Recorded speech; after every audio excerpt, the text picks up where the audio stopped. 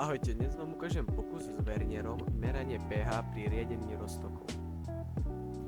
Budeme potrebovať pH meter, hydroxid sodný a kadičky.